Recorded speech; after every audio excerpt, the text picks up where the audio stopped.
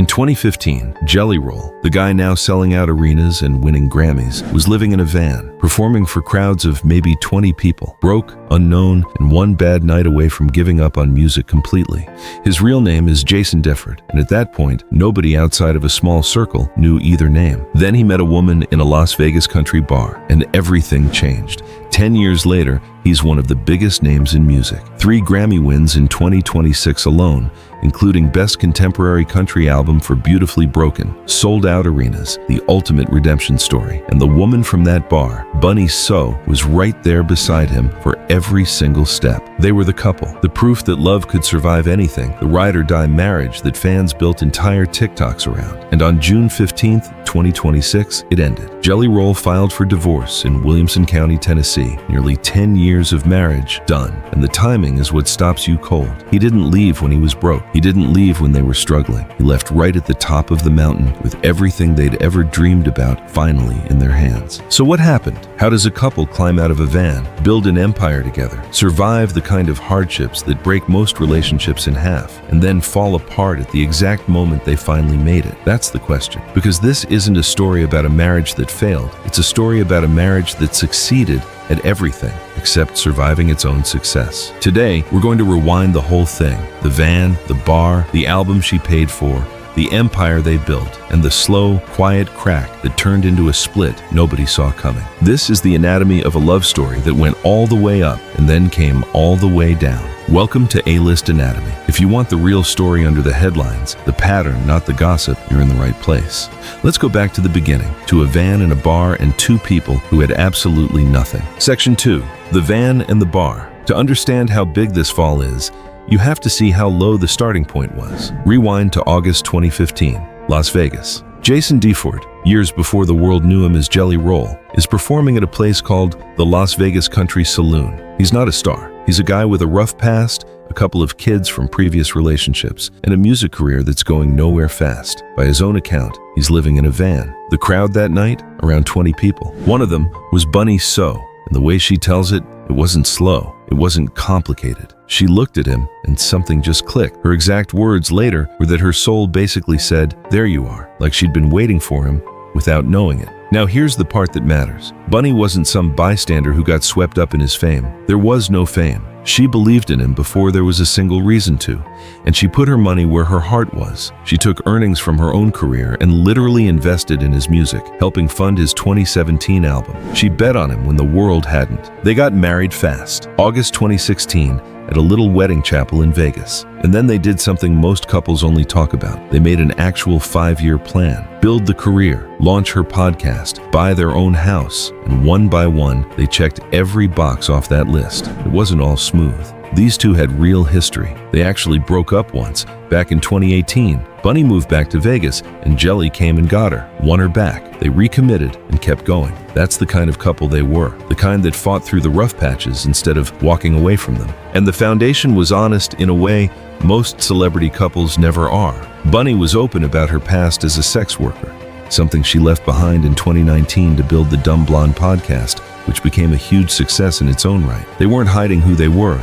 They built everything out in the open. So picture it, 2 people with nothing, in a van and a Vegas bar, making a 5-year plan and actually pulling it off. By the time the world fell in love with Jelly Roll, Bunnie had already been there for years. And then the rocket took off, and that's where things start to get complicated. Section 3, the empire. So, the 5-year plan worked. And then it kept working, bigger than either of them could have planned for. Somewhere around 2021, Jelly Roll stopped being a regional name and became a phenomenon. The songs hit different. Save Me, Son of a Sinner, Need a Favor, music about addiction, prison, redemption, faith, raw stuff, real stuff, the kind of honesty that country and rock fans had been starving for. And it exploded. His 2023 album Whitsitt Chapel put him on the map in a way that couldn't be ignored. And then Beautifully Broken, released under BBR Music Group, turned him into one of the biggest artists in the country. Suddenly, he's not playing for 20 people in a Vegas bar. He's selling out arenas. He's on the big-ass stadium tour with Post Malone. He's winning CMA awards. CM a New Artist of the Year was a career-defining moment. He's getting Grammy nominations and then Grammy wins, 3 of them in 2026. He's the guy crying on stage accepting awards,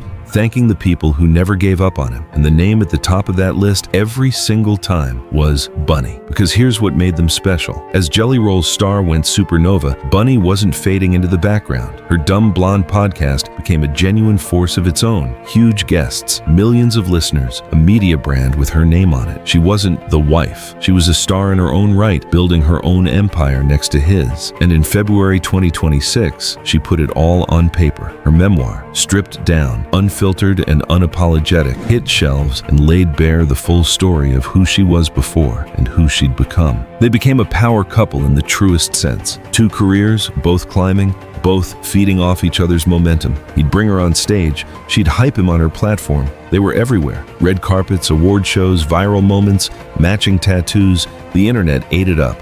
This was the couple that proved you could come from absolutely nothing and build everything together without losing each other. And they were planning to grow it even further. They'd started a fertility journey back in 2019, hoping to have a child of their own, but the road was brutal. They lost 4 embryos. Jelly had to go through hormone treatment to address low sperm count, something Bunnie said turned him into a nightmare to live with. These weren't small hurdles. As recently as early 2026, Bunnie was writing in her memoir about finding a surrogate, about the hope of having twins. They were still building, still planning a future, still talking about us. And here's the detail that will stop you cold.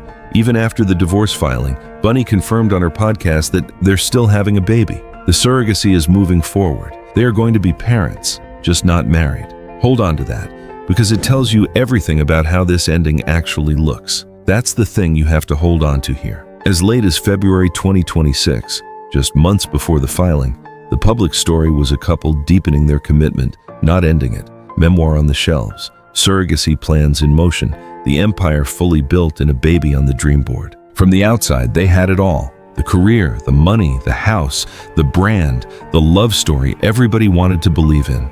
And that's exactly what makes what happened next so hard to wrap your head around. Because somewhere underneath all of that success, all that winning, something had already quietly started to come apart. Section 4, the crack. So let's talk about the fall.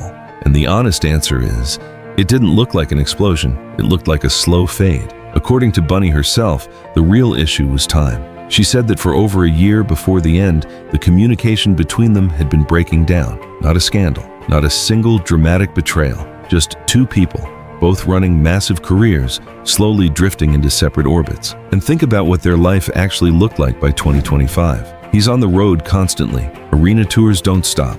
She's running a media empire of her own, recording, traveling, building. The very success they'd dreamed about in that van was now the thing keeping them apart. Different cities, different schedules, different worlds. The climb that brought them together was quietly pulling them in opposite directions. Then comes the breaking point. Mother's Day 2026. Bunnie says that's when the falling out happened. The specific moment, a long, quiet drift, finally became something that couldn't be walked back. And the timeline from there is fast. The legal separation date is listed as May 9th. Jelly Roll files for divorce in Williamson County, Tennessee on May 18th, just 9 days later, citing irreconcilable differences. 9 days from separation to filing. That's not an impulse. That's a decision 2 people had been circling for a long time, finally made official. Now, I want to be careful here because the internet immediately went looking for a villain. A lot of people brought up Jelly Roll's past, including infidelity earlier in their relationship that the couple had been open about. And Bunnie had addressed that before, publicly, defending her choice to stay and work through it. She'd said it takes a stronger person to face pain and rebuild than to walk away. But here's what matters. Neither of them has framed this divorce as a scandal. There's no public accusation attached to the filing itself.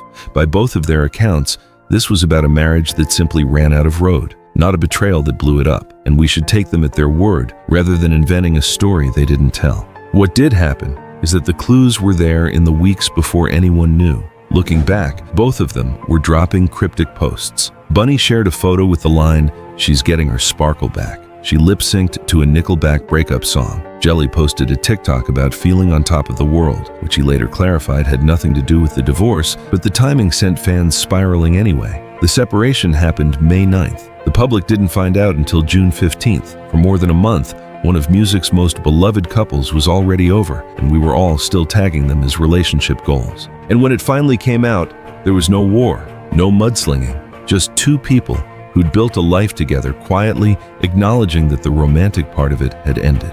Which raises the real question. If there's no villain, no scandal, no betrayal at the center of this, then what actually broke them? And the answer might be the hardest one to accept.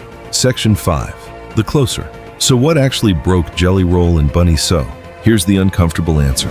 Maybe nothing broke them.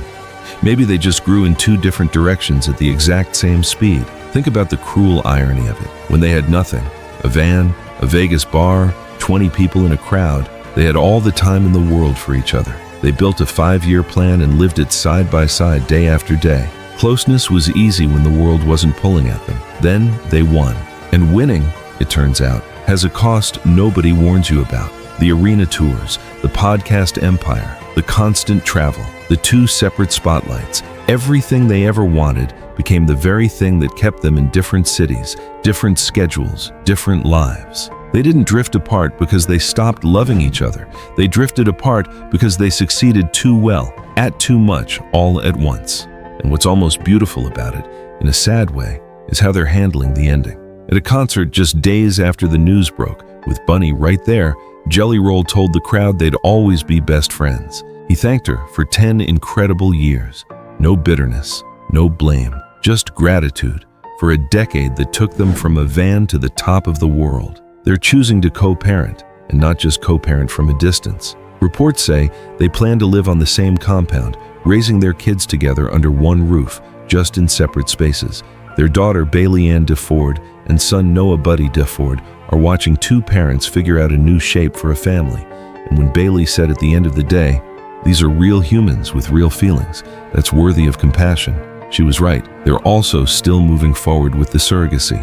A baby is coming into this family, just into a different version of it than anyone planned. So here's the real takeaway, and it's bigger than 2 celebrities. We love a rise story. We love watching people climb, but we almost never talk about what the climb costs. That sometimes the very thing you build together is the thing that pulls you apart. Success didn't save this marriage. In a strange way, success is what ended it. From a van to the top of the world to 2 separate roads.